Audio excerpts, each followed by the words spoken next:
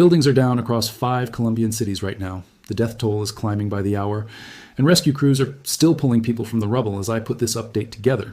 On Monday morning, a magnitude 7. 4 earthquake tore through western Colombia, and what started as a shaking ground alert has turned into the most powerful earthquake to strike this country in more than 2 decades. Let me walk you all through exactly what happened, where the damage is worst, and what comes next for a nation now under a declared national disaster. Let's start with the basic facts of the earthquake itself, because the numbers here are genuinely severe.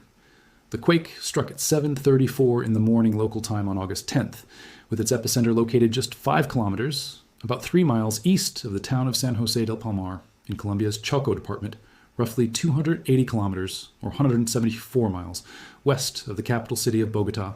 According to the earthquake's depth measurement, the rupture occurred at approximately 107 kilometers, or 66 miles beneath the surface, a genuinely deep earthquake by regional standards. The shaking was powerful enough to be felt by an estimated 34 million people across Colombia and into neighboring Ecuador and Panama and the U.S. Geological Survey issued an orange alert for this event, the second highest level on their impact scale, specifically signaling that significant casualties and widespread damage were likely outcomes. Now let's get into the human toll, because this is a rapidly evolving and genuinely tragic situation. As of the most recent update from Colombia's public ministry, at least 224 people have died, with more than 1,200 others injured and more than 3,700 people still reported missing. I want to be direct with y'all that these numbers have been climbing steadily with nearly every new update since the earthquake struck, moving from an initial report of around 20 dead to 111 to 132 to 169, and now to 224, which tells you exactly how much active search and rescue work is still underway across the affected region, and why officials themselves have cautioned that these figures are likely to rise further as crews continue working through collapsed structures. Let me walk y'all through exactly which cities have been hit hardest, because the damage is spread across a wide, densely populated stretch of western Colombia. Pereira, the capital of the Risaralda region, and part of Colombia's culturally significant coffee-growing axis, has suffered some of the worst damage and highest casualty counts of any city, with at least 60 confirmed deaths there alone according to Colombia's Association of Capital Cities. Video footage geolocated by CNN captured the actual moment several buildings in Pereira collapsed during the shaking.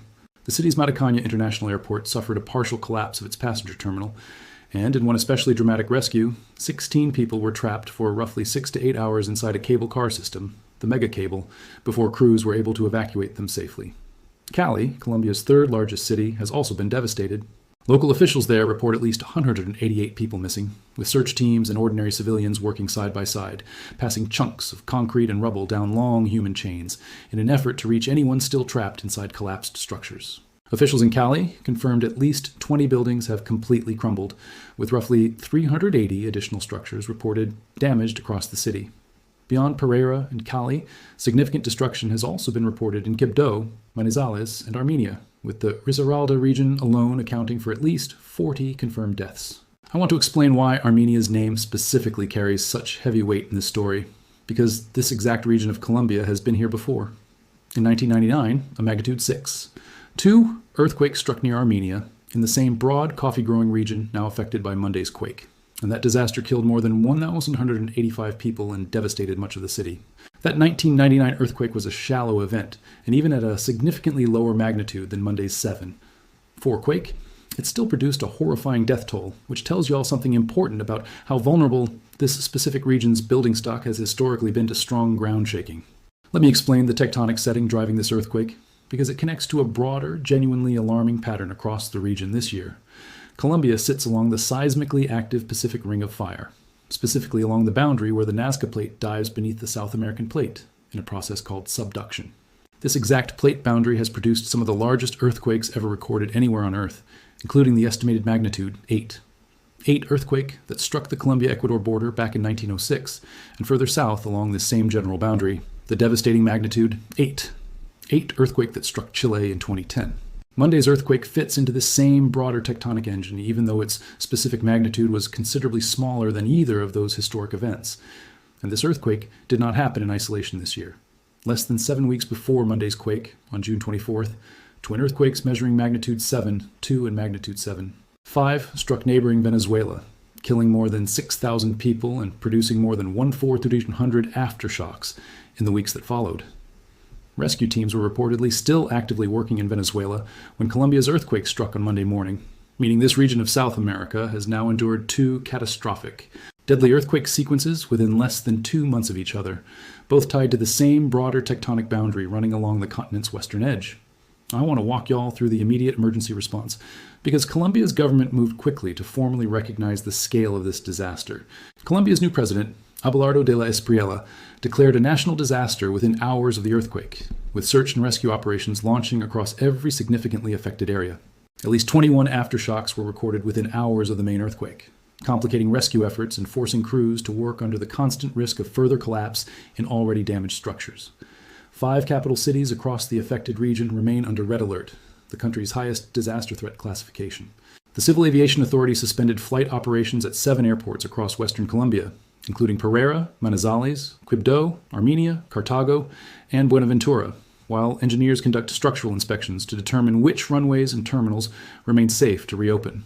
I also want to emphasize just how widespread the physical destruction has been, because 86 confirmed building collapses spread across this many separate cities represents a genuinely massive simultaneous rescue and recovery operation, not a single localized disaster site.